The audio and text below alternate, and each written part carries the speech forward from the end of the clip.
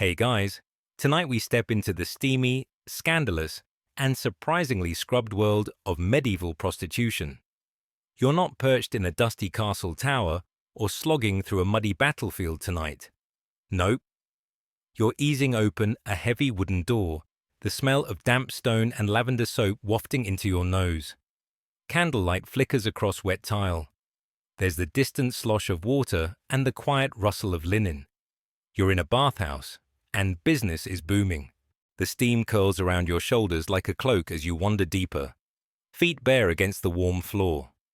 You spot a woman across the room, her hair bound in cloth, skin glistening, arms elbow-deep in suds as she laughs softly with a client.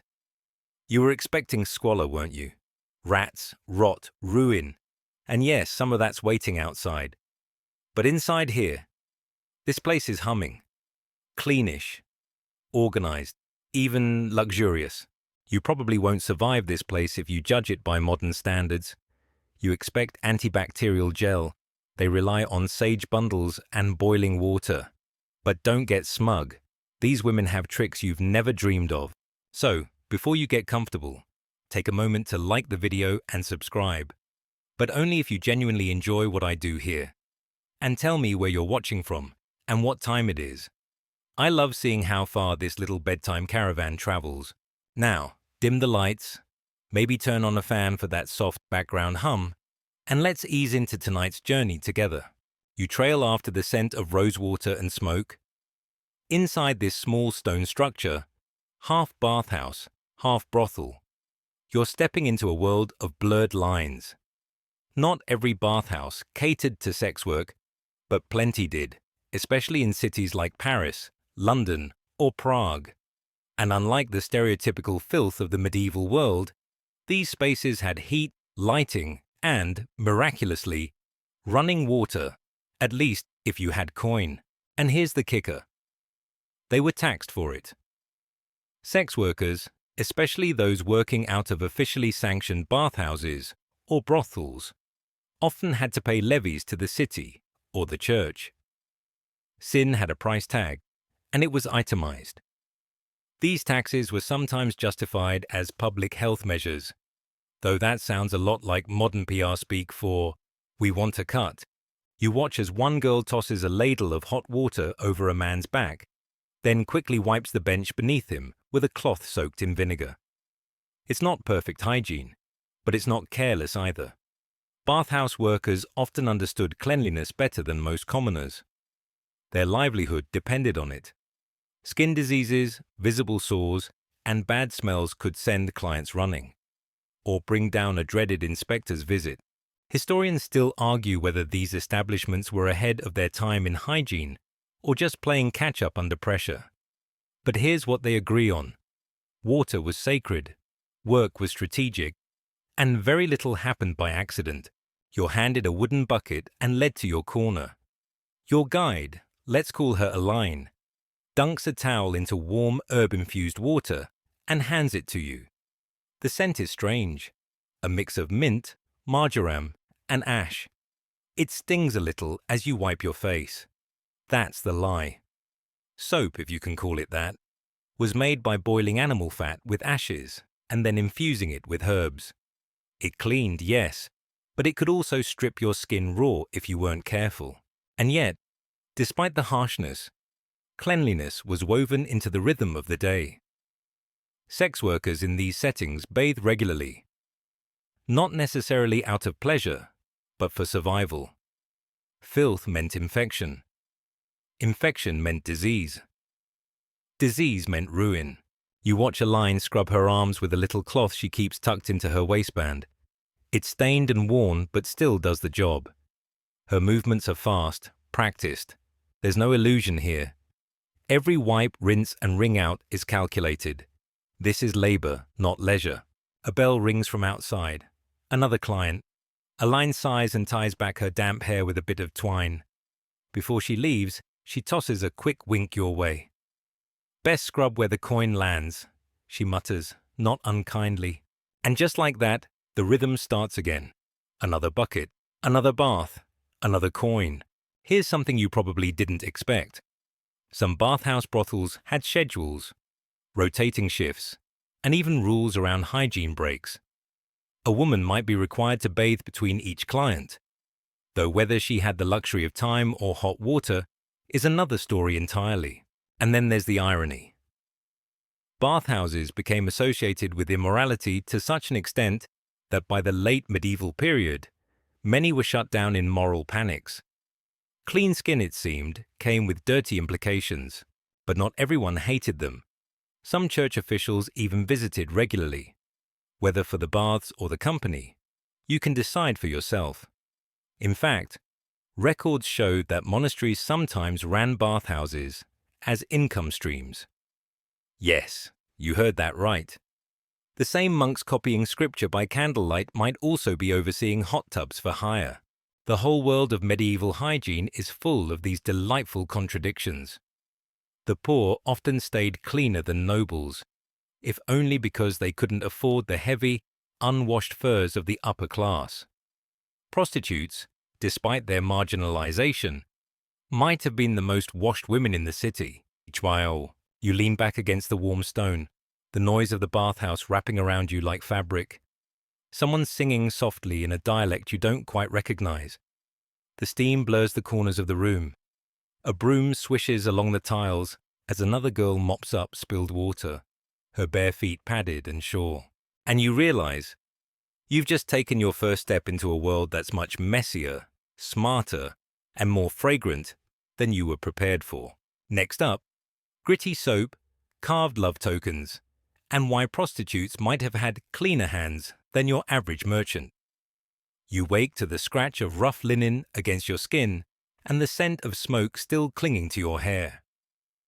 Morning hasn't yet broken outside, but in this corner of the city, life stirs early, and the bathhouse is already warm. A lion's voice cuts through the steam, gentle but insistent. Don't forget your hands. Always start with the hands.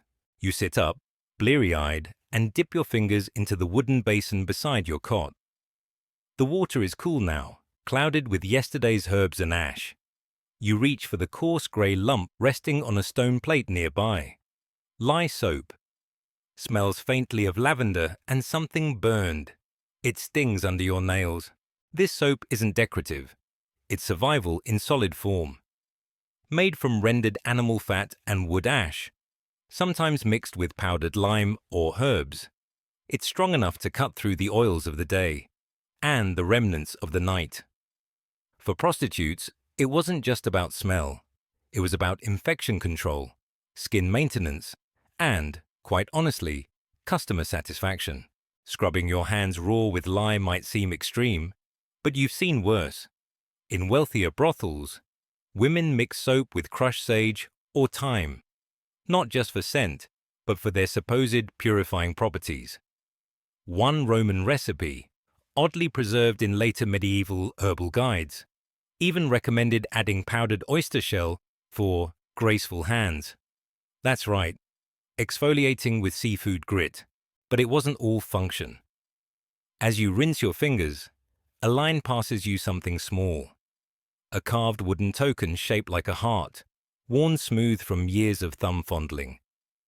From a sailor, she says with a smirk. He thought it meant something. It didn't. But it's lucky. These love tokens were everywhere. Small carvings, rings, even braided threads. Gifts from regulars, or from men who liked to pretend they were. Some girls collected them. Others burned them. You pocket yours anyway, though you're not sure why. And here's where the story tilts again. Some women believed these tokens weren't just sentimental. They were protective. Worn tucked into belts or sewn into hems, they acted as talismans. Whether against violence, disease, or just bad luck, you'll never know. But the belief was sincere. Historians still argue whether these gifts held any real power in the women's lives, or if they were just souvenirs from nights better left blurry. You sit near the window now, rubbing your arms with a cloth. Outside, the city is beginning to stir. You hear the clatter of hooves on cobblestone, the sharp call of a baker hawking yesterday's bread. The air smells like river mud and cabbage. You pull your shawl tighter but you can't help noticing your skin. It's red, a little tender. That soap really did a number on you. Still, Aline nods approvingly. You're learning. Hygiene wasn't limited to washing. It extended to clothes, tools, and even attitude. A woman who smelled clean, who looked freshly scrubbed, and wore a linen shift without stains. She attracted more clients. Period. Even if her bath water had been used 3 times already, even if her soap had more ash than fat, presentation mattered, and for that, many turned to their own home remedies. Boiling cloths in vinegar water, laying them out in the sun to bleach, rubbing strong scented herbs into the seams of their garments to mask sweat. These weren't glamorous rituals. They were acts of resilience. You find yourself wondering about all the hands that made this world run. The girl scrubbing floors before sunrise, the boy hauling buckets from the river, the woman patching a torn shift by candlelight with fingers cracked from soap. Every gesture shaped by necessity. Every gesture somehow also a kind of quiet defiance. Later, you follow Aline down a side hallway. She opens a low wooden cupboard and pulls out a bundle wrapped in oilskin. Inside, more soap. This one, she explains, was expensive. Imported from Castile. Smooth, pale, and scented with bay laurel. A gift from a nobleman who swore he'd come back. He didn't. She's been rationing it for weeks. Imported soap like that was a luxury, not a guarantee. It made you more appealing, sure, but it also painted a target on your back.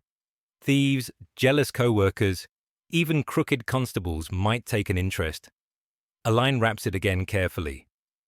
Some things stay hidden, she murmurs, and that's a running theme, isn't it? In this world, hygiene is visible, but it's also strategic. You scrub to stay safe. You perfume to distract. You clean not just to survive, but to remain desirable enough to be spared. You return to the main chamber. A new girl has arrived. Younger, nervous. Her shift doesn't fit quite right, and her hands are still stained with whatever dye she used to cover bruises. Aline nudges you. Show her the soap, she says, and disappears into the steamy dark. So you do. You kneel beside her and press the lye lump into her palm. Her eyes widen slightly at the burn. You show her how to wrap a cloth around it, how to scrub fast but not too hard, how to rinse with the vinegar bucket if her skin starts to blister. She listens, silent. You don't say it, but you're thinking it.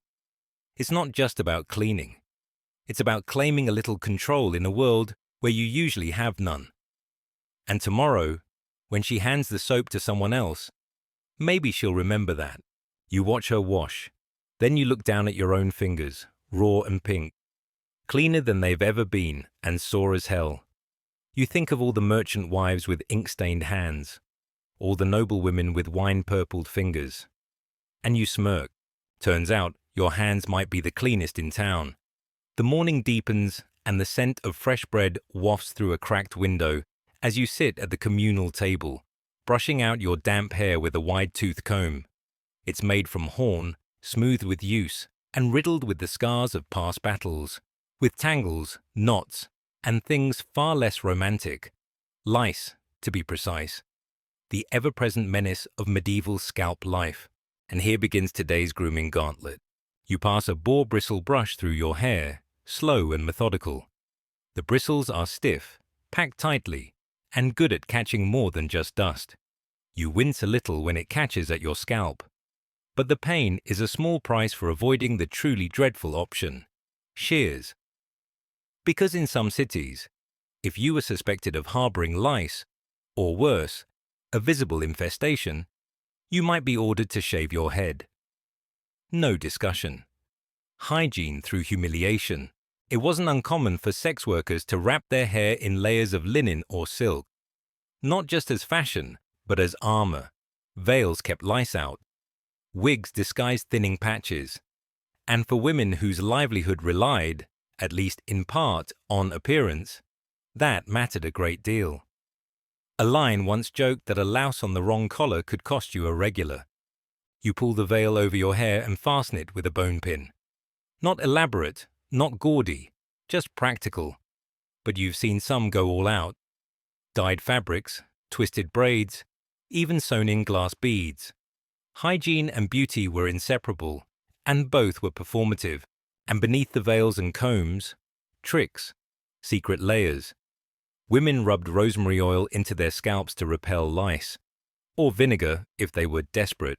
It smelled awful but worked mostly.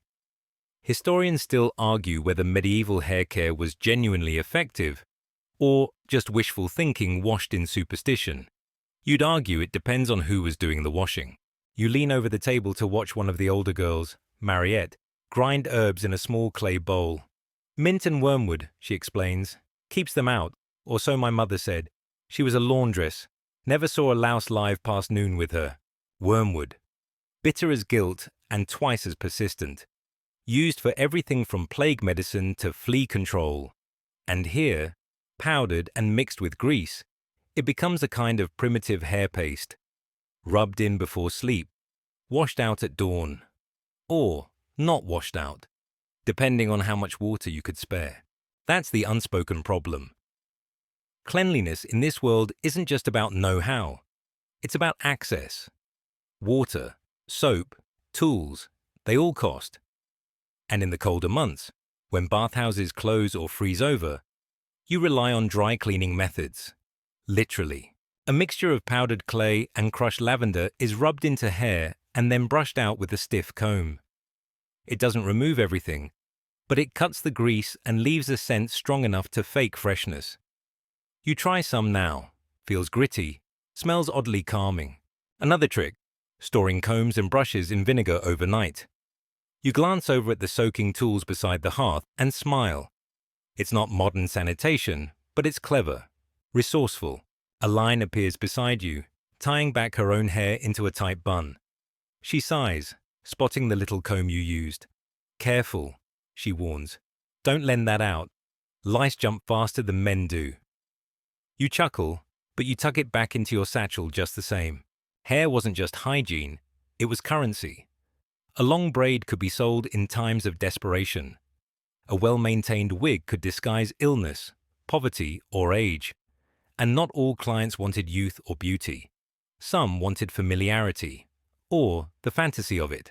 You once watched a girl spend an hour weaving ribbons into her hair, not because it pleased her, but because it mimicked the noblewoman a client adored. He paid double for the illusion. Downstairs, another girl is struggling with a wig. It's made from horsehair, uncomfortable, itchy, but passable from a distance. She's tying it on with strips of linen. You lend a hand, smoothing the edges so the seams don't show. She nods her thanks without words. That's the unspoken code here. You help each other hide the rough edges, because everything is layered. Hair hides lice, veils hide hair, wigs hide bald patches, perfume hides oil, and every layer is a choice, a calculated negotiation between truth and necessity. Historians still debate the prevalence of head coverings among medieval prostitutes. Were they practical, mandated, symbolic? Probably all three.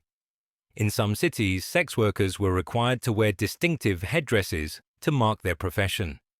In others, they mimicked the styles of respectable women to blend in. And somewhere in between lies the personal. Comfort, style, preference. You sit again by the hearth, your hair now dry, faintly scented with ash and rosemary. You run your fingers through it slowly, noticing the smoothness, the occasional snag, the places where the bristles left faint red tracks. A line passes you a broken mirror. Check your parting, she says, and smile while you're at it. You do. The reflection is soft, warped at the edges. Your veil sits neatly. Your scalp is hidden. You look like someone ready to be seen, even if the world never quite looks back the same way. And then, outside, a bell tolls. The day has begun. You tuck your comb into your belt and rise, brushing stray strands from your tunic. Your hair is clean, your hands are scrubbed, your face powdered faintly with ground rose petal and flower, glows in the candlelight. And under the veil, beneath the tricks and oils and bristles, is something stubbornly, quietly resilient. Not just survival, not just show, something closer to dignity. The scent of vinegar and mint trails behind you as you step into the back room. A narrow space with thick stone walls and shelves lined with ceramic jugs, folded cloths, and bundles of dried herbs. A line calls it the pharmacy, though no physician would recognize anything in here as medical. Still, this is where the real mouth magic happens. You settle onto the bench and swish water around your cheeks, tasting iron. It's not blood. Not this time.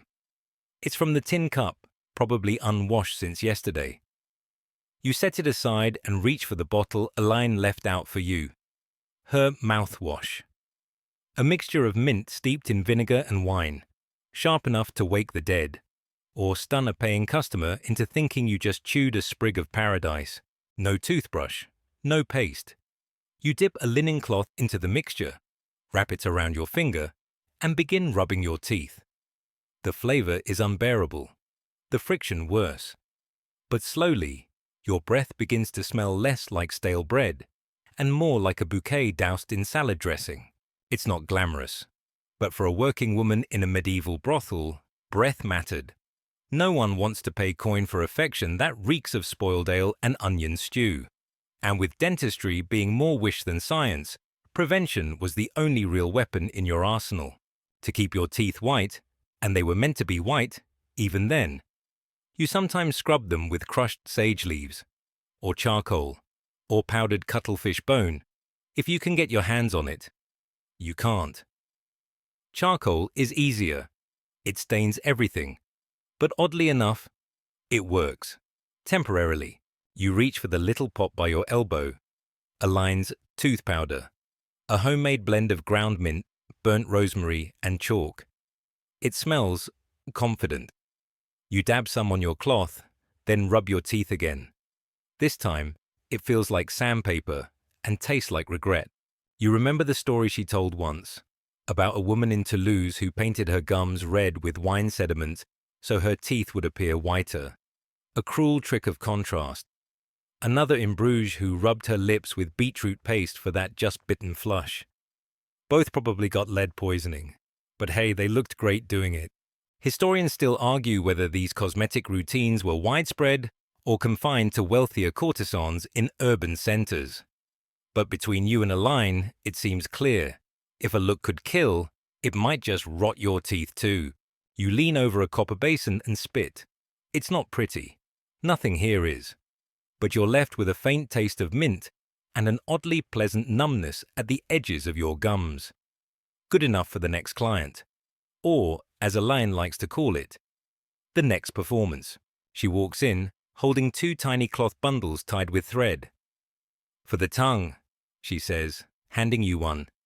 Inside is a thin sliver of dried ginger root.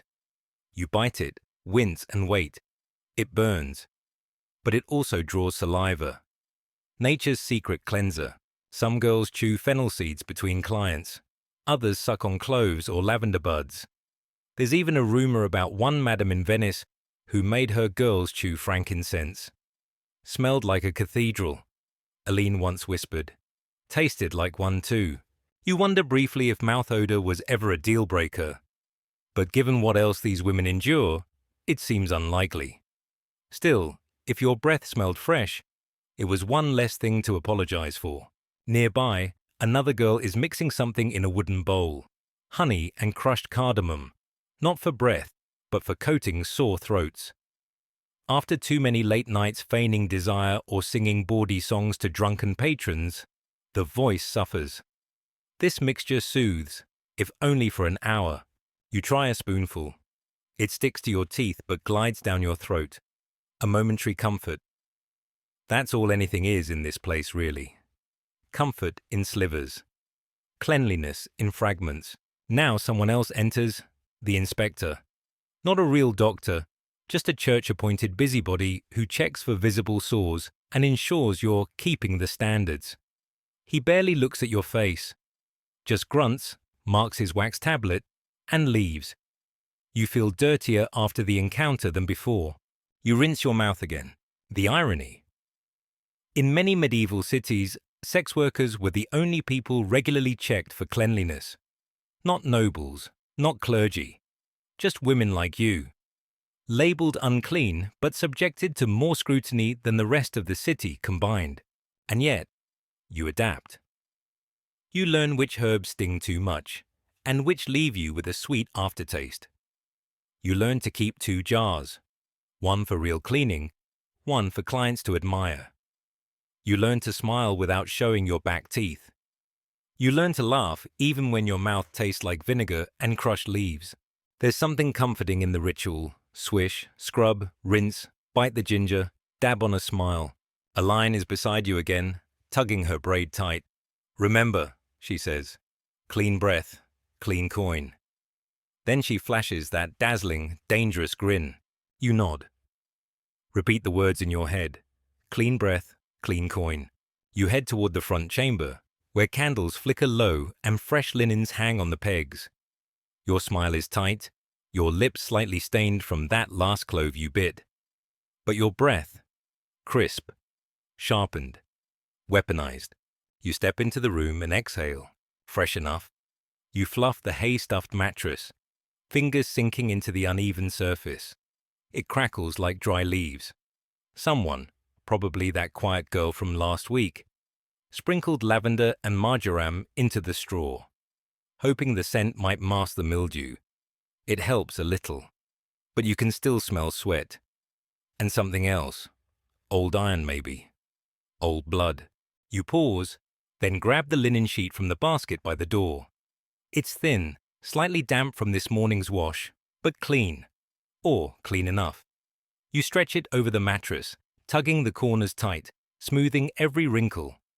It's not just about tidiness, it's strategy. Because in your line of work, a clean sheet isn't a luxury, it's an advertisement. You step back, eyeing your work critically. Wrinkle-free linen sends a message. I take care of myself. I take care of you. It's not just hygiene, it's marketing. And that's why every girl in the house has a trick. Aline swears by dousing her sheets with rosewater before each client. Mariette keeps a tiny sachet of dried cloves under her pillow. You brush a bit of flour onto your hands and pat it into the cloth. Gives it a matte, powdery finish, makes it look even cleaner. This might surprise you, but linen laundering was a massive part of brothel operations. Bigger houses had dedicated washerwomen, and sometimes even contracts with public laundries. In smaller setups like this one, everyone pitches in. You've spent more mornings than you care to count scrubbing sheets along the riverbank. Knuckles red from cold water and lye soap. Historians still argue whether this obsessive laundering came from genuine health concerns or customer complaints. Likely both. After all, no one wants to lie down in someone else's memory. You tuck a small pillow under the sheet, then spray it lightly with a vinegar herb rinse. Not just for scent. Vinegar acts as a mild disinfectant, believed to kill bad airs or miasmas. People didn't understand germs, but they did notice that certain smells seemed to lead to illness, so they fought stink like it was the plague, which in a few years it might be. You shake out a fresh tunic, one of your better ones. No visible stains. The hem is patched, but neatly. You lay it across the foot of the bed. Presentation, again. A knock at the door. Not a client, just Isbeth, the youngest of the house. She's holding a bucket. Boiling water, she says, proud. You take it gratefully, pouring a little into the foot basin by the bed. Steam rises, a silent signal. Fresh water, warm welcome. You glance around the room. Walls whitewashed, a bit of dried ivy hanging above the hearth. Some say it wards off illness. Others just like the look of it. Then you notice something. A smear on the edge of the sheet, barely visible. Might be dirt, might be worse. You curse under your breath and yank it off. Cleanliness in this business isn't optional. It's currency. A stained sheet can mean lost clients. Worse, it can mean a visit from the town steward, who inspects brothels like a butcher checks for spoiled meat. His nose is sharp, and his patience short. You fetch another sheet. This one's thinner, more worn, but spotless. As you spread it, your mind drifts to last week. A girl in the next district was fined for foul linens. The punishment? 2 days in the stocks and her name posted on the city gate. Her madam paid double to hush it, but the gossip spread anyway. In this world, dirt sticks in more ways than one. Even the church, which officially condemned your profession, had rules about this. Some cities required brothels to maintain certain standards of hygiene. Public health, they said. Public reputation, more like. It wasn't about protecting the women. It was about avoiding scandal. And plague. You sit for a moment, rubbing your sore wrists. The bucket beside you is still steaming. You dip a cloth in and wipe down the wooden headboard. Another layer of protection. Another quiet ritual. Because here's the truth. No matter how many clients walk through the door, the room always holds onto something. A smell, a sigh, a stain you thought you'd scrubbed out. And if you don't stay ahead of it, those leftovers start to define you. That's why you keep the broom leaning against the hearth. Why you air the straw once a week. Why you burn dried juniper in the corners when the air feels too still. It's not about pretending this place is something it's not. It's about carving out just enough control to make it livable. You hear laughter downstairs. The other girl's getting ready. Someone sings a line from a drinking song, and another shushes her, laughing. You allow yourself a smile. There's comfort in the routine.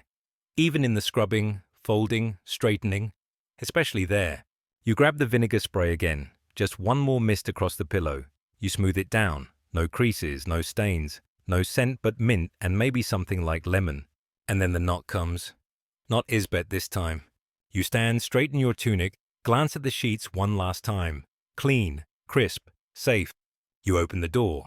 You lower yourself into the tub, steam curling around your shoulders as the heat sinks into your muscles. It's one of the few moments of real silence in the brothel. Early afternoon, between clients, before the rush resumes. The water is murky but fragrant, laced with sprigs of thyme, rue, and a handful of dried rose petals someone threw in for flair. You let out a breath you didn't realize you were holding. This is no luxurious soak. The bath is wooden, slightly warped and shared. But for now, it's yours. And the herbs floating in the water? Not decoration. They're medicinal. Or, at least, everyone says they are. You rub a soft cloth over your collarbone, careful not to disturb the healing scratch beneath. A line swears the bath blend reduces inflammation, and she might be right. Rue is said to ward off illness. Thyme fights infection. The rose petals? That's just to keep you feeling like more than a thing to be rented. And there's something else in the water. An oil slick, barely visible. It smells faintly of frankincense and pepper. That's the blessed oil. Brought in by a girl who knows a nun in hiding. Or maybe just says she does. Supposedly consecrated. Supposedly healing. You don't believe in miracles, but you don't not believe either. These baths aren't just for the body. They're ritual, a reset, a claim on some quiet version of control. When your work depends on being touched, watched, used. This, at least, is a place where you touch yourself first. Historians still argue whether brothel bathing rituals were truly spiritual or just pragmatic. Probably both. Water is water, but intention is everything. You reach for the small stone bowl perched beside the tub and dip your fingers into a thick, greenish paste. Allicin salve, made from honey, salt, crushed garlic, and something bitter you can't name. You smear it across your inner thigh where a rash is starting. The sting means it's working, or so a line says. She enters a moment later, carrying a fresh cloth and a small dish of what looks like mashed plum. "Try this," she says, plopping down beside the tub. "Cool your skin. Stops redness." You blink at her. "You ever think we know more than the doctors?" Aline smirks. "We are the doctors." She's not wrong. In the absence of formal medicine, you've all become healers by necessity. You learn quickly what herbs soothe burns, what oils fight itching, what roots bring down a fever. Every girl has her own little recipe book, stored in memory or shared in whispers during downtime. You're part of a living chain of folk medicine, half guesswork, half genius. And there's another layer, The bath itself. Hot water loosens tension, yes, but it also lets you inspect yourself. Discreetly, methodically. You feel for lumps. Check for swelling. Watch for new sores. Clients don't always mention when they leave something behind. You scrub gently at your feet, watching little swirls of grit vanish into the water. Aline dips a cloth into the same bath and wipes her arms. Shared water, but never at the same time. That's the rule. Enough trust to rotate, not enough to risk. Even so, you both relax for a moment. A fragile pause. You both know it won't last. Downstairs someone knocks, too early. Aline doesn't flinch. She reaches for the small tin box she brought in with the cloth. For after, she says, setting it on the bench. Inside, beeswax, mixed with lavender oil and a bit of vinegar. It smells fresh, sharp, almost clean. You'll rub it under your arms and along the inside of your elbows, just before dressing. It masks sweat, soothes irritated skin, leaves behind a scent that says you care. Even if you're about to be handled like a basket of bread at market, you rise slowly, water dripping from your skin. Aline tosses you a clean towel, and you dry off in small, brisk circles, trying not to think about the fact that the towel is still slightly damp from someone else's morning use. You wrap yourself in a fresh shift, then pick up a bit of wool soaked in oil and rub it under your arms. Not because you're sweating yet, but because you will be. And the oil forms a barrier. It's another trick, passed down from an older girl now, long gone. You wonder where she is now, married, dead, somewhere in between? No one stays here forever. But while you're here, you learn how to care for your body, like it's a borrowed temple. A leaky one, patched with herbs and hope. But yours, for now. You look at the tub. The water is still warm, still full of herbs. Someone else will use it soon. You wonder if they'll feel the same small flicker of peace you just did. Before leaving, you sprinkle a pinch of dried sage over the bath. A habit you've picked up, for luck, for lingering scent, for the next girl. There's no applause, no praise. But in a world that rarely offers softness, these small rituals are something like survival. And survival, here, is sacred.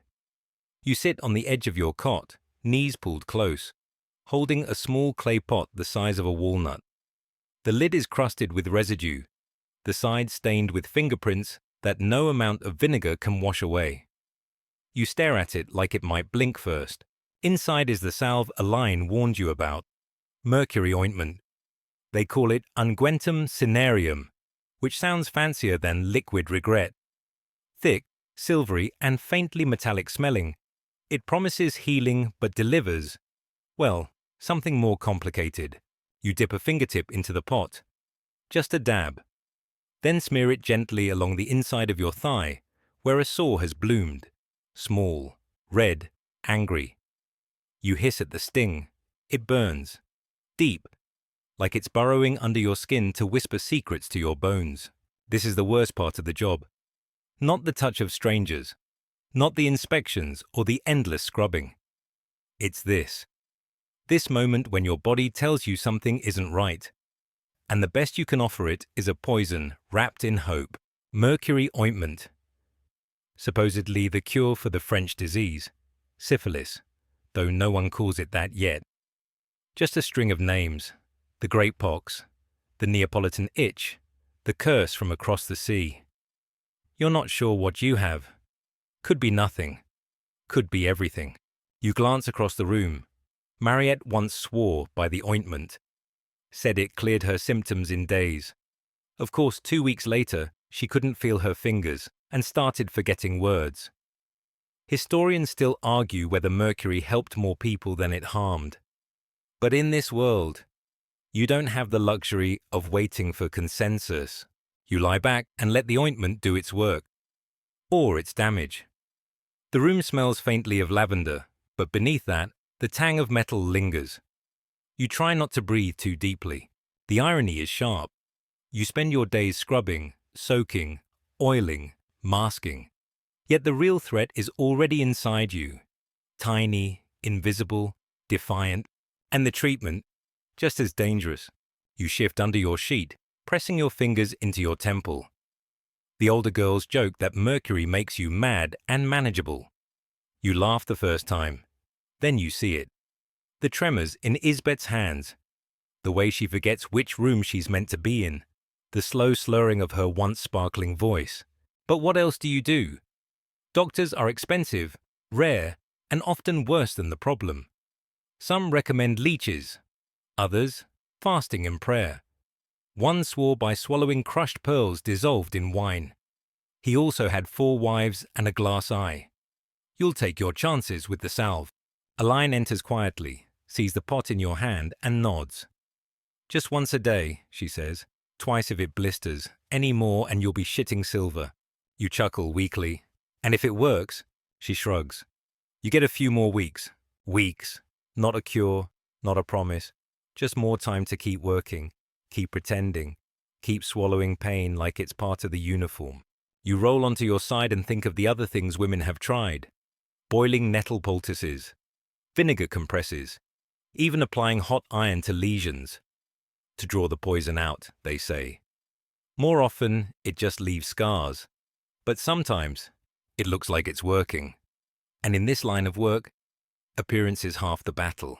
Historians argue whether mercury's popularity was fueled by its effectiveness or desperation. But anyone who's ever faced the choice between suffering in secret or doing something will tell you it's not always about belief. It's about action. You twist the lid back onto the pot and tuck it beneath your mattress, just in case someone else needs it. You remember a story a line told about a brothel in Lübeck where the madam locked away all medicines, claimed they encouraged laziness. 2 girls died within the month. The city council quietly fined her. She paid in gold and reopened under a new name.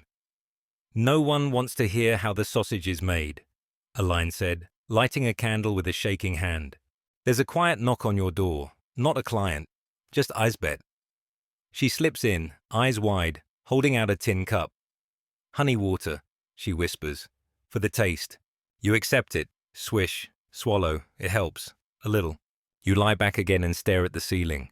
A spider's weaving a new web in the corner. You find it comforting. Proof that something fragile can keep going, even in a place like this. Maybe you can too. For now you rest. The ointment burns. Your mouth tastes like coins, but you're still here. And tomorrow, if the sore is smaller, you'll count it as a win. You sit cross-legged on the wooden floor, sleeves rolled to your elbows, as a line lowers a small iron brazier between you. Smoke curls upward from the coals, mingling with a thick scent of burnt herbs, sage, dried juniper, and something pungent you can't quite place. Probably crushed garlic husks. You cough. A line grins. If it doesn't sting your nose, it's not working. This is the fumigation ritual, a smoky seance of survival. Once a week, more often if someone gets sick, the girls gather in this shuttered room and let the fumes do their thing. Not for ambience, for sterilization. Because when you can't boil, burn.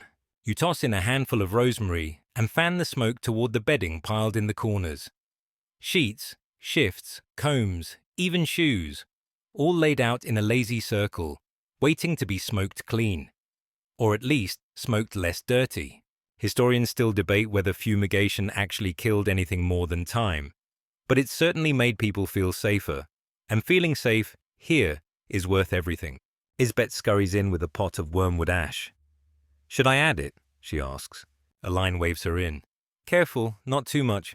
You lean back, watching the smoke thicken. Your eyes water slightly, but the room begins to smell sharper, like crushed pine and old secrets. It's comforting, in a harsh way, and it's not just superstition. Fumigation has roots in real medical theory. Miasma, the belief that bad air causes disease. So people fought disease with stronger smells. Bit of a flawed logic.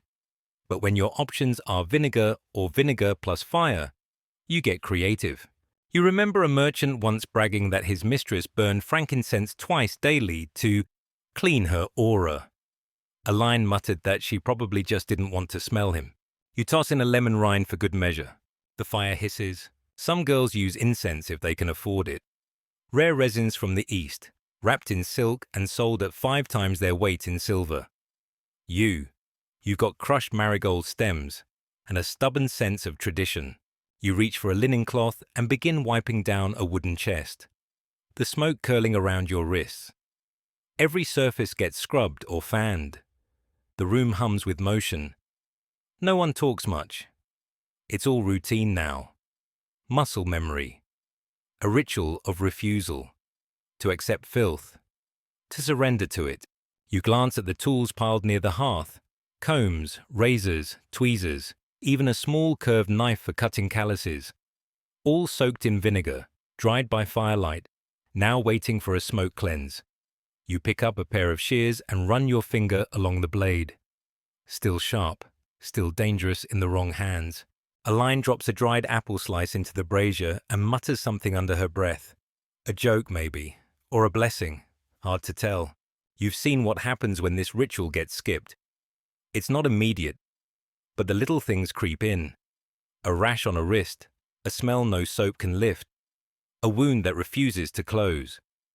Then the doctor's assistant shows up with his waxboard and his sharp nose, and suddenly 3 girls are relocated, no warning, no return. Better to smell like a fire pit, Aline says, than get tossed like meat. You believe her.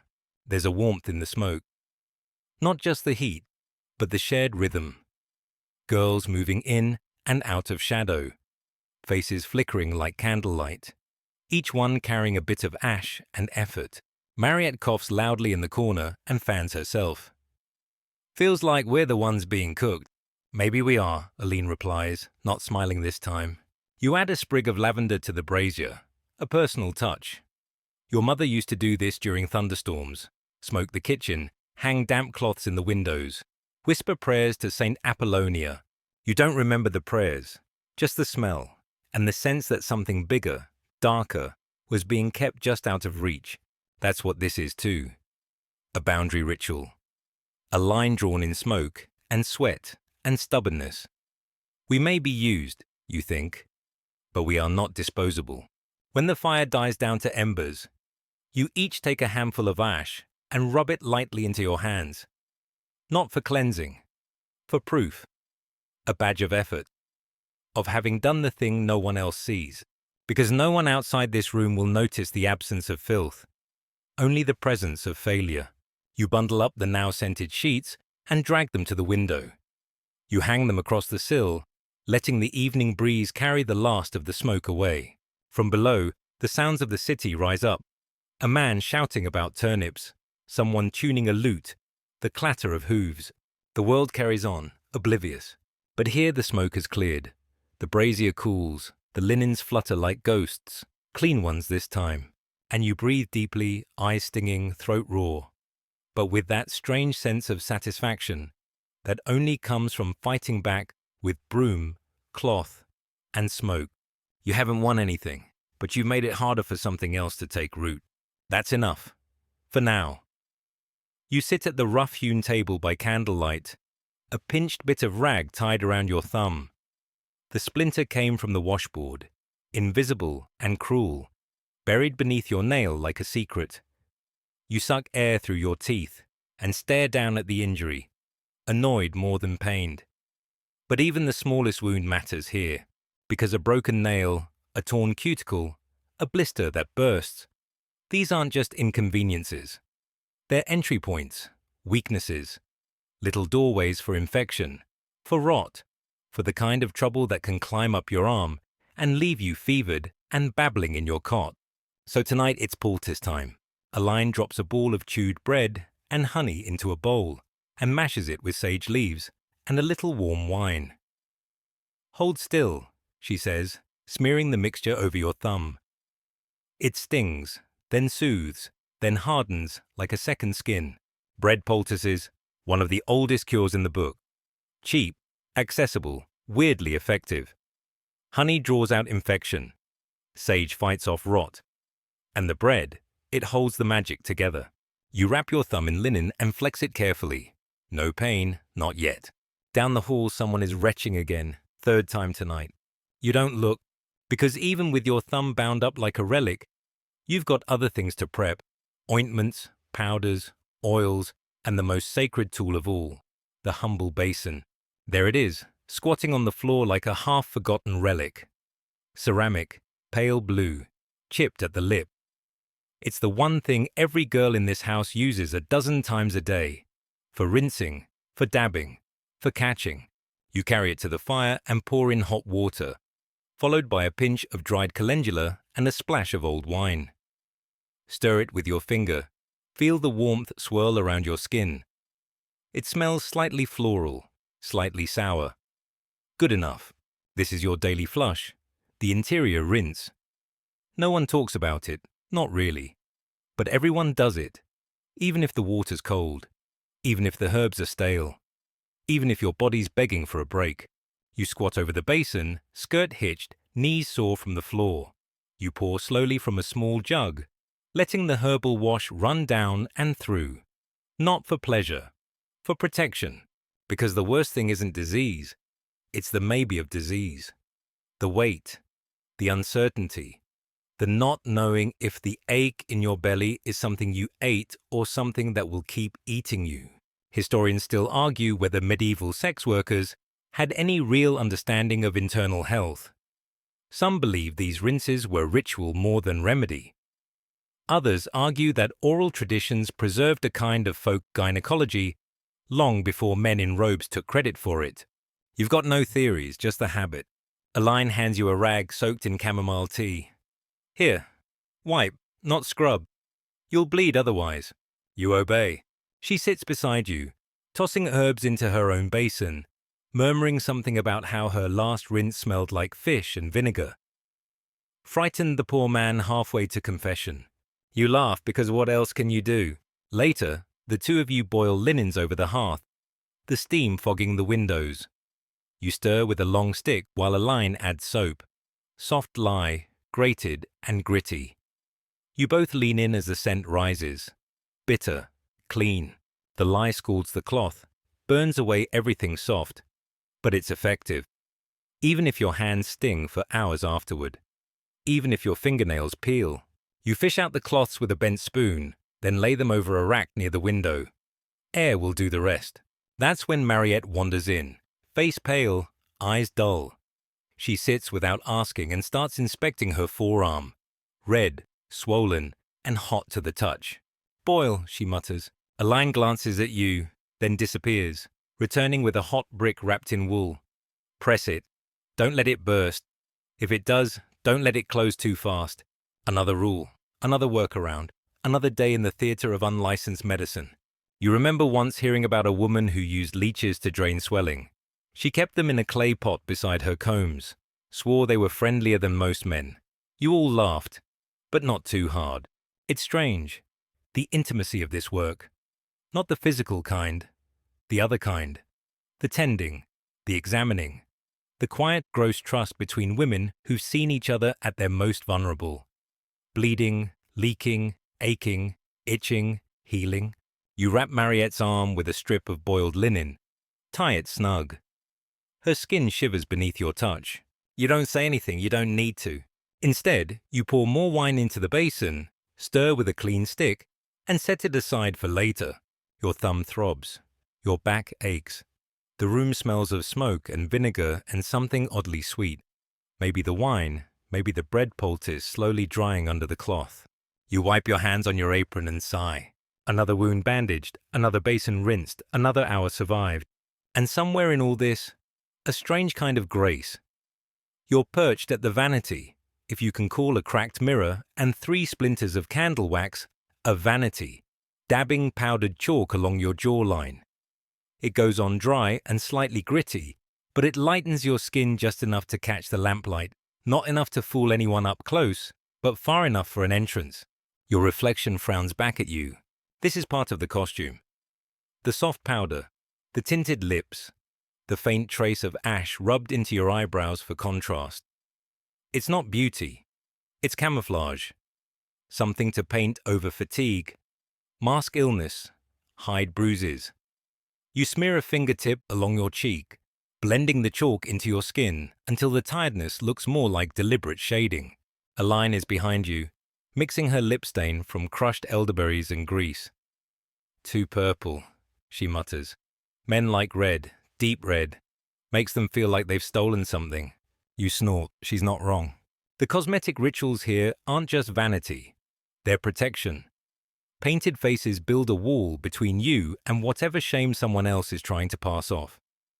If you look like you're in control, sometimes that's enough to make them believe it. Your palette sits beside a half-burnt candle.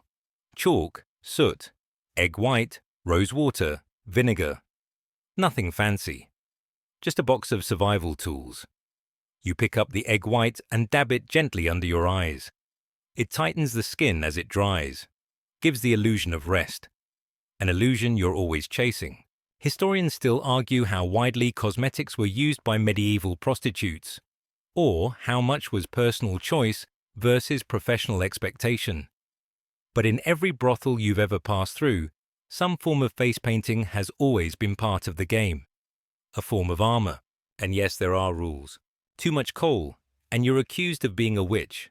Too little, and they say you're wasting the canvas. Everything, as always, is about balance. Isbeth wanders in with a pot of ash-mixed soap, rubbing it into her fingers like she's washing away something deeper. She watches you for a moment, then says, "I think I'm going to try the saffron trick." You raise an eyebrow. "The eye drop thing?" She nods. "Just one drop. Makes the whites of your eyes glow. Like marble." You wince. "Also blinds you, eventually." She shrugs. "What doesn't?" You can't argue with that. You turn back to your mirror and add a touch of soot to your lashes, dabbing it carefully with a pin. The effect is immediate. Your eyes darken, sharpen, become something more deliberate, more watchful. It's not the real you. But then again, who is? A lion plucks a chicken feather from her box and starts brushing her shoulders with a rose petal and oil blend. "Don't forget to scent," she says, tossing the feather at you. You catch it, dip it into your own oil, lavender and vinegar again, and flick it along your neck and wrists. The feather leaves behind a barely visible sheen and a smell that masks everything else. For a little while, scents are their own language. Some girls reek of cinnamon and cloves, hoping to mimic the nobility. Others go full citrus, sharp, clean, bright. You keep it herbal, natural, like you're close to the earth, even if the floor's made of old pine boards and regret. You brush your tunic with a bit of bread flour to soften the shine, a trick Mariette taught you. Makes it look cleaner than it is. Then you pin a brooch to the collar, cheap glass pretending to be garnet. Another illusion. There's a knock, soft. A line stands, glances at herself once and says, "He's early." You nod. She opens the door and leaves, head high, eyes unreadable. You stay for a moment longer, adjusting your sleeves, your veil, your expression.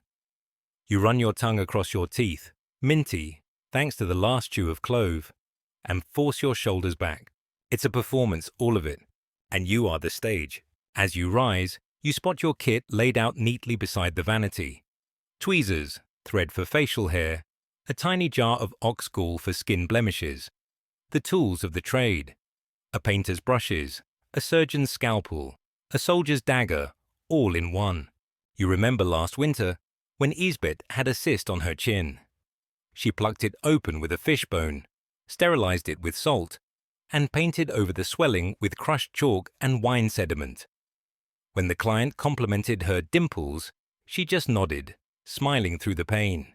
That's what this is. A whole house of women using whatever they can to pass.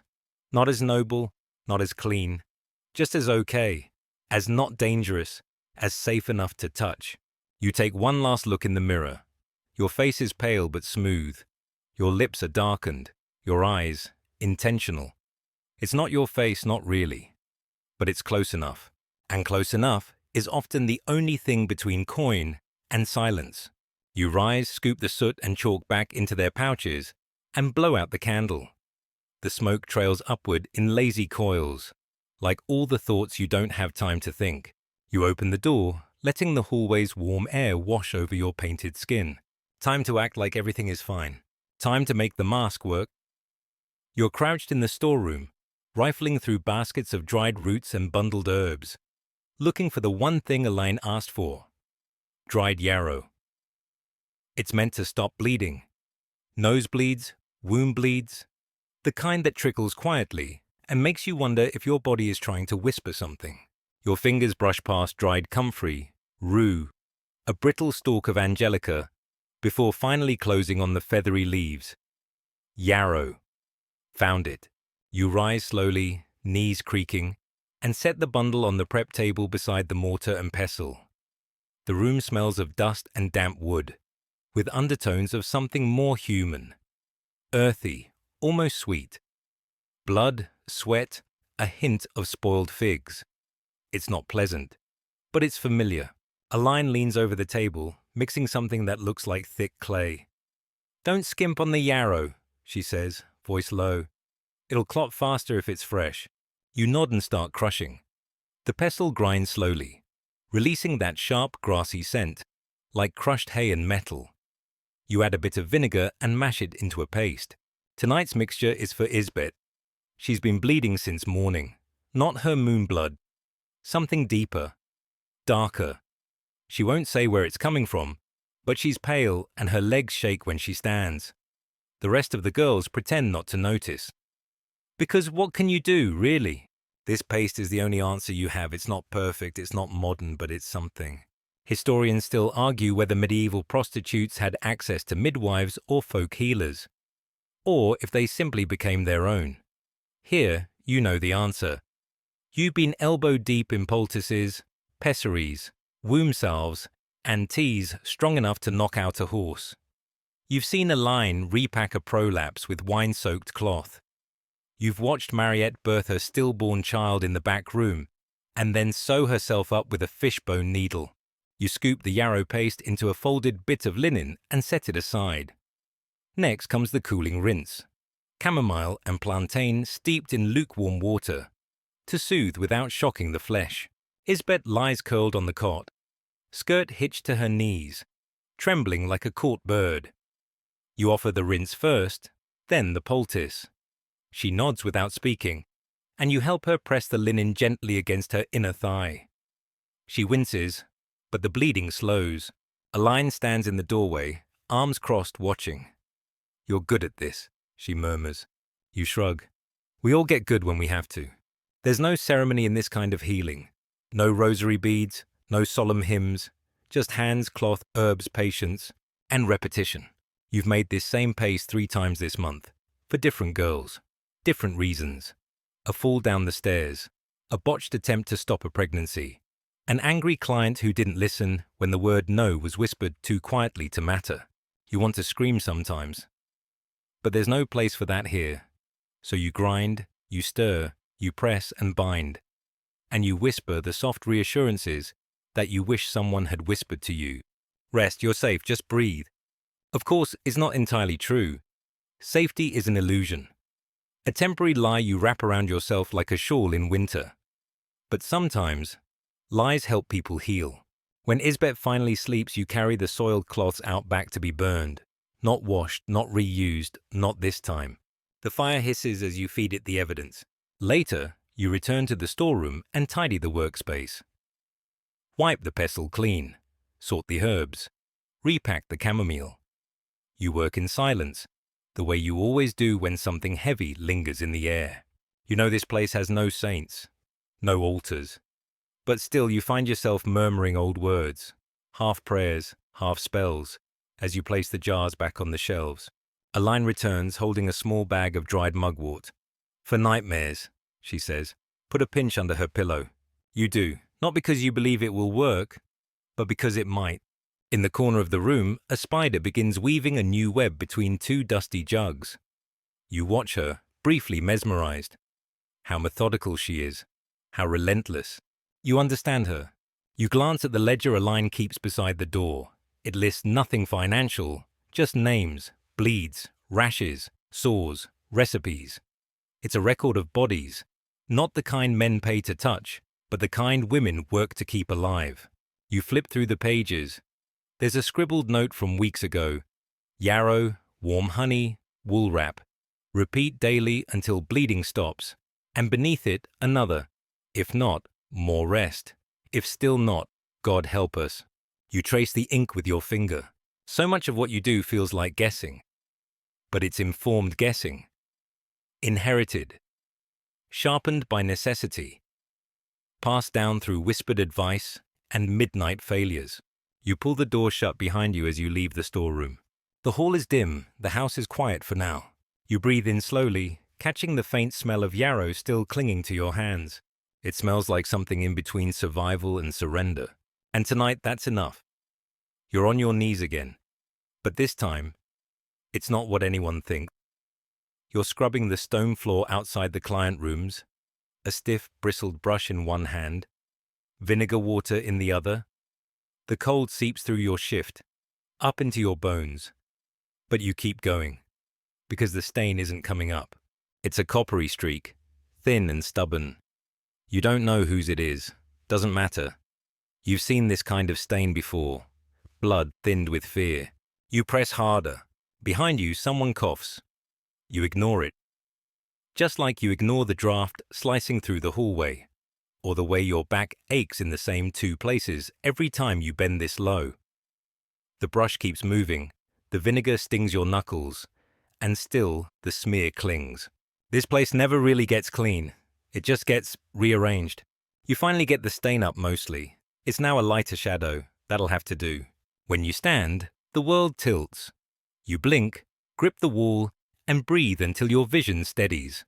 Probably low blood sugar, or dehydration, or one of 100 other things that might kill you slowly if you weren't too busy to notice. In the next room, someone is changing linens. You hear the creak of the mattress, the soft rustle of sheets. Someone hums. You think it's Mariette. You move on to the common space. The tables are sticky. The benches still hold the heat from the afternoon sun. You grab a rag, dip it in lye soap and wine, and begin wiping, always in small circles, always with pressure. It's not just about appearance. You're trying to remove the imprint of everything that's happened here. Every spill, every secret. Historians still argue whether brothels maintained strict cleanliness due to city regulations or internal pride. You know the truth. If you don't clean, you lose control. You lose respect. You lose clients. And once they start talking, once a man whispers, "That place smells wrong," it spreads faster than plague. You hear that word a lot, plague. It hangs over every interaction like fog. The city whispers about outbreaks again, swollen nodes, blackened tongues. You try not to think about it, but in the corner of your mind, the fear festers. That's why Elaine's taken to burning sulfur at night. The acrid smoke clings to everything, but she insists it drives out the bad airs. You'd laugh, but the coughing's less frequent when she does it. You kneel again to wipe the floor near the hearth. Someone's dropped wax here, melted from last night's vigil candles. They weren't for saints. They were for girls, 3 of them, who didn't make it through the last month. Not all from sickness, not all from clients. Just from where? You scrape the wax away slowly, letting your thoughts drift. You remember one of the older women who used to work here, Brenner. She cleaned everything twice, once with lye, once with her own spit. Claimed her family came from a line of washerwomen so skilled they were hired to scrub cathedral floors before coronations. She told stories as she worked, always with that dry smirk. She died in her sleep, a quiet mercy. When you asked what to do with her things, Aline just said, "Bury them deep. Burn what you can't." So you did. The mop now lives in the corner of the kitchen, its head frayed but still good enough. It was hers. You don't touch it unless you have to. You push open the kitchen door. The air shifts, smokier, warmer, sharper. Boiling broth bubbles over the hearth. A pot of lentils steams beside a clump of half-molded turnips. Dinner. Maybe breakfast too.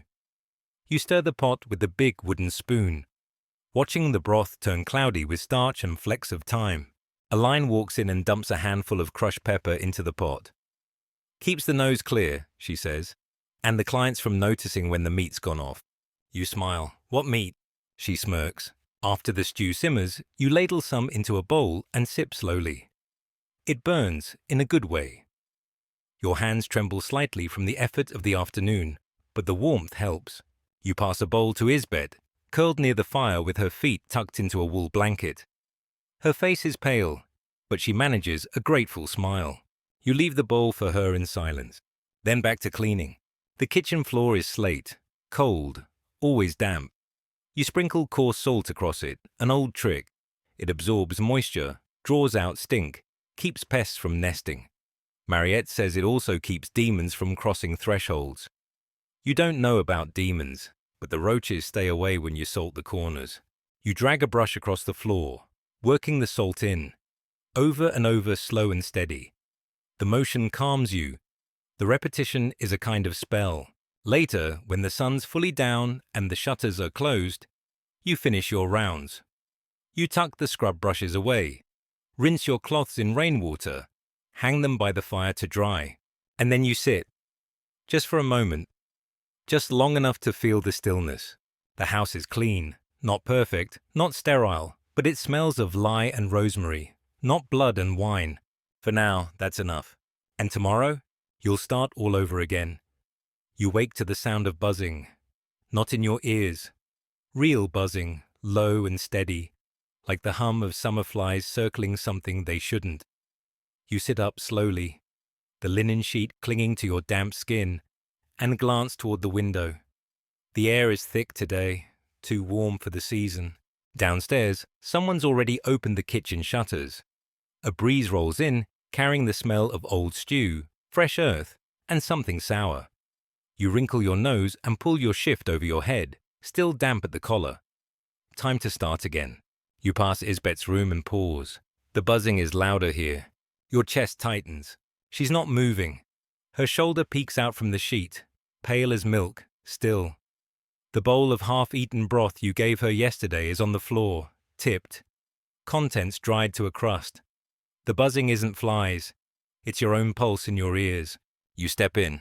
Her face is peaceful, too peaceful. Her mouth slack, one eye slightly open. A single tear dried along her cheek, like she started to call out and thought better of it. You sit beside her and take her hand, still warm, barely. You press your forehead to her knuckles and exhale. There's a routine for this too, not a ritual. Rituals have ceremony. This is more of a checklist. First, find a line. Second, close the shutters. Third, wrap the body in something decent. You skip the first step and do the others yourself. You pick the cleanest sheet you can find and gently fold it over Isbet's body. You press her eyes closed with 2 fingers. It works better than you expected. She looks asleep. Or, like she wants to be. The others gather quietly as the news ripples through the house. No shrieks, no wails, just a low rustle of feet and fabric. Girls bring candles. Someone places a sprig of rosemary on the windowsill. Mariette offers a prayer in a language you don't recognize. A line appears with a shovel. No priest, no procession, no official record. She was one of yours, that's all that matters. You carry Isbet's body out through the back, wrapped and light. She always seemed small, but now she's almost weightless, as if the grief's already carried half of her away. The plot behind the garden isn't consecrated, but you've used it before. It's soft, quiet, out of the way. The earth accepts her without protest. You dig, all of you, bare hands, old spoons, whatever you got. No speeches, just shoveling. Dirt, then silence, dirt, then breath. Once she's buried, Aline smooths the earth and places a flat stone at the head. She scratches a mark into it with a nail, not a name, just something to say, someone was here. You all sit there a long while. No one says it, but you're counting yourselves. Who's left? Who's next? Back inside, the house feels colder. Someone opens the shutters wider. Someone else empties the wash basin. You return to your room, drop your shift into the laundry basket, and sit naked on the edge of your cot. The room smells like yarrow and dried rose stems. You light a bit of charcoal and hold it to a cloth until it smolders. Then you walk through each room, waving the cloth like a censer. You don't believe in magic, but some acts are for you, not the world. Smoke curls behind you like a ribbon, trailing from the bedrooms to the hearth to the front door. Aline watches, arms folded. She was the youngest. You nod. I know. Thought she'd last longer. Me too. There's a silence that follows that kind of talk. It lingers in the walls. You go to the basin, Rinse your face with cold chamomile water and reach for the rosemary oil. Not for the scent, for the memory. Because Isbeth used to dab it behind her ears every morning, saying it made her feel sharper, more alive. You mimic the gesture, press your fingers just below your jaw, and breathe deep. Historians still argue whether rosemary actually improves memory, or just smells strong enough to feel like clarity. Either way, it helps today. You return to the storeroom, rearrange the jars, replace the used cloths, refill the wine for rinses. Every task a salve. Later, someone knocks at the front door. You answer. It's a boy with a bundle of laundry and a note from the madam in the next street over. 2 girls there have come down with boils. She wants to trade lye soap for sage if you have enough. You do. You pass the bundle and tell the boy to wait. You mix the herbs in silence. Tie the parcel with a clean ribbon. Send him off with instructions to boil the water first. Always. As you close the door, you realize this is what healing looks like now. Not miracles. Not cures. Just women keeping each other upright. One poultice, one warning, one borrowed herb at a time. You don't cry until later, and even then, only a little. You sit on the rooftop tonight, knees tucked under your chin, a wool shawl wrapped loosely around your shoulders. The city stretches out below you in layers of slate roofs, winding alleys, and pale candlelit windows. Somewhere in the square, a drunk is singing something mournful and tuneless. It echoes up the stone like a lullaby gone wrong. The air smells different up here. Less of vinegar and soap, more of chimney smoke and roasted chestnuts. You let it fill your lungs. It's quiet. Too quiet. The house is one voice down, one pair of footsteps lighter. Isbeth's absence is the kind that amplifies every sound that remains. The clink of a spoon, the creak of a bed frame.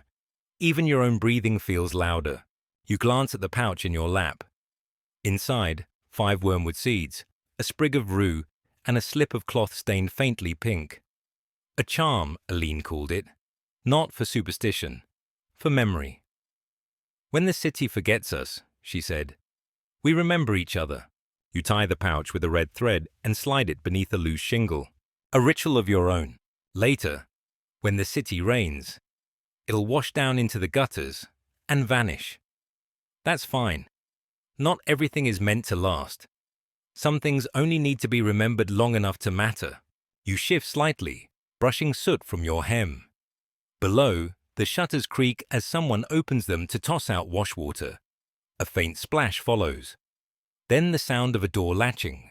Downstairs, the nightly routine has resumed. Floors reswept, sheets folded, warm wine poured, the little chores of survival. You return inside, moving softly past sleeping girls and flickering candle stubs.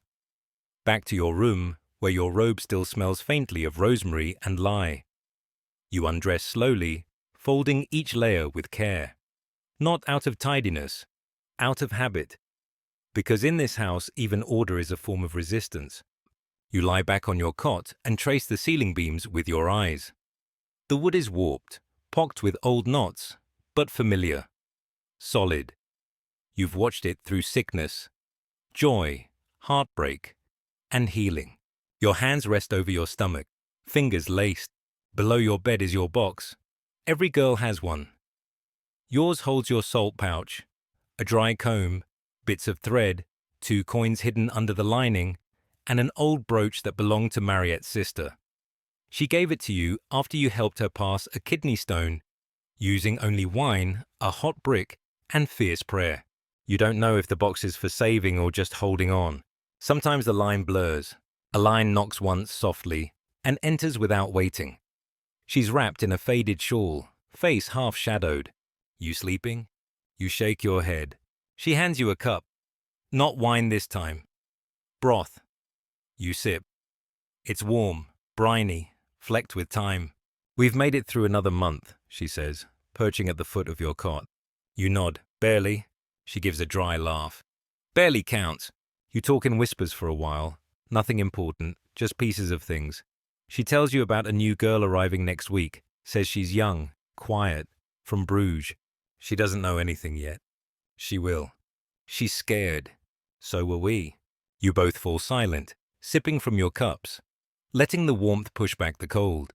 Historians still argue whether women like you built informal networks across brothels, underground channels of knowledge, health tips, shared remedies. You don't need a debate. You know it happens. You've written secret messages on linen hems. You've passed poultices through laundry boys. You've told stories in code with your eyes. Information travels, even if you're not supposed to have any. You finish the broth and set the cup aside. A line pats your foot, rises, and disappears without another word. You lie back again, stare at the ceiling. Somewhere outside, bells chime. Distant and slow. Maybe from the convent. Maybe just a ship pulling into harbor. Time flows strangely here. Some nights stretch on like silk. Others vanish between blinks. You think about what you've learned in this house. How to scrub blood from wool. How to tell a harmless cough from a dangerous one. How to balance beauty with function, even when both feel like lies. How to give comfort with your hands, your herbs, your silence. And most of all, how to stay human in a world that insists you're not. You let your eyes close. Your body aches. Your throat's a little sore. But you're fed, wrapped in clean linen, and alone. For now. You take a long breath and let it out slowly. Inhale rosemary. Exhale grief. You'll do it all again tomorrow. You always do. But for now, just this stillness. Just this one quiet night of being alive.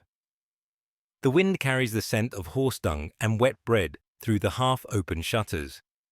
You're bent over your basin again, not rinsing this time, but soaking a cloth in warm thyme water to press against a low ache in your side. Not serious.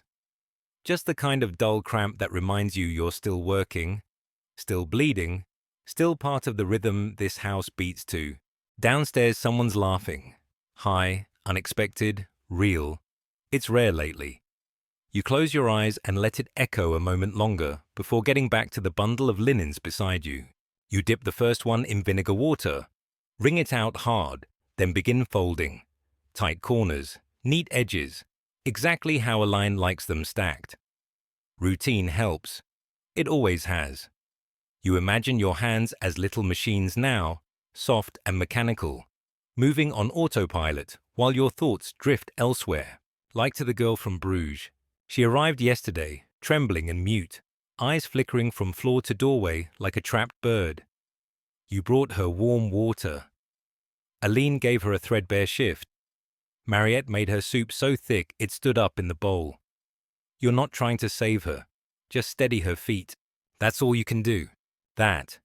And warn her gently that chamomile only helps so much when it's what he wants, not what she needs. You finish folding and place the stack on the wooden stool. You stretch your arms overhead, hearing the soft pop of your shoulder joint. You grin, still in one piece. Your feet pad down the hall as you pass each bedroom door, each room with its stories. Scratched floors, stained walls, laughter that hides in the corners. You pause at Isbet's empty cot. The sheet is clean now, folded, not used. Her charm pouch is still tucked into the bedpost. No one's touched it. Maybe no one will. In the kitchen, the larder's almost bare. Dried peas, salt, half a wheel of hard cheese that smells more like feet than food. A line scrawled note on the wall reads, "More vinegar, more time, fewer mouths." You smirk, then frown. The new girl barely speaks. The others are quieter than ever. Grief is sticky like honey, slow to move, impossible to wash out. Still, they've begun the morning sweep. You hear the scrape of a broom on stone, the splash of mop water slapping against the front step. Someone hums off-key, probably Mariette. You grab the soap and bucket and head for the main room. You know the corners that gather dirt like secrets. You know which boards squeak and which nails snag your hem if you forget to sidestep. As you scrub, you spot the splatter of something dried near the bench leg. Red. Not blood. Wine, maybe. Or plum juice. Either way, it's old. You pour a little lye soap over it and scrub until it lifts. There, gone. Not really. But it looks gone. Historians still argue whether prostitutes in medieval Europe truly had codes of internal conduct, where the brothels had rules beyond what men imposed. But you've seen the rules carved into your bones, passed through bruised knuckles, and whispered warnings. Don't leave candles burning alone. Boil everything twice. Never touch a wound unless you're sure it won't open again. And always, always help the next girl in line, because someday she'll be the one helping you. The front door creaks. A man's voice, not loud but sharp, confident. You stand, wipe your hands on your apron, and retreat into the hallway. A line meets him. Her voice is steady, warm, but underneath, you can hear the iron. This is her house, not his. She handles him. He leaves. You exhale. Later that night, you sit with the new girl beside the fire. Her name is Els. She says it softly, like it still doesn't belong to her yet. You pass her a comb, show her how to clean it with ash and rosemary. You tell her to never use rose water unless the bottle is sealed. You hand her a pouch of dried yarrow and say, "Boil this. Drink it slow, when your belly feels like fists." She nods. You see it in her eyes, that same panic you had once, that sharp, stunned emptiness. You resist the urge to hug her. You just stay seated, close, present. She whispers, "Do you ever stop being scared?" You answer honestly, "No, but you get good at hiding it. And sometimes, you forget it's there." The fire crackles. The girls begin to settle. One by one, rooms dim. Voices hush. Beds creak. Then still. You wash your face with cold water and dry it on your shift hem. You tie your hair back with the same ribbon you've used since the beginning. Frayed, but still holding. You light your candle, tuck your tools beneath your cot, and lie down on the same mattress that's held your fears, your secrets, your tired body night after night. You listen to the quiet. It isn't silence, it's something earned. The house breathes, and you let it carry you. And now, you let everything soften. Your breathing slows. Your arms grow heavy where they rest. You're no longer in that house. You're floating just above it, watching the rooms glow like embers. The stories whisper. The laughter lingers. Even the grief has softened around the edges. You've walked the stone floors. You've stirred the healing broth. You've scrubbed away the blood and layered on the perfume. You've tended to bruises you couldn't see. And in doing so, you've remembered something important. Survival doesn't always roar. Sometimes it hums gently, beneath the skin. You've learned the names of herbs and the weight of care. You've carried the silence of a lost friend, the burden of a girl who couldn't stay. And you've handed that weight off, slowly, to the next hands willing to hold it. So now let it go. Let your jaw unclench. Let your fingers uncurl. Let your eyes drift low as your breath deepens, flowing in and out like tide water, steady and slow. The lights are out, the shutters closed, the vinegar's been boiled, the linen's folded. The house is clean. You are safe. And even if the world forgets the women behind those doors, you remember. You carry them now, in the quiet between thoughts, in the stillness before sleep. So breathe in, breathe out. You're here, you're okay. Sleep now, just sleep.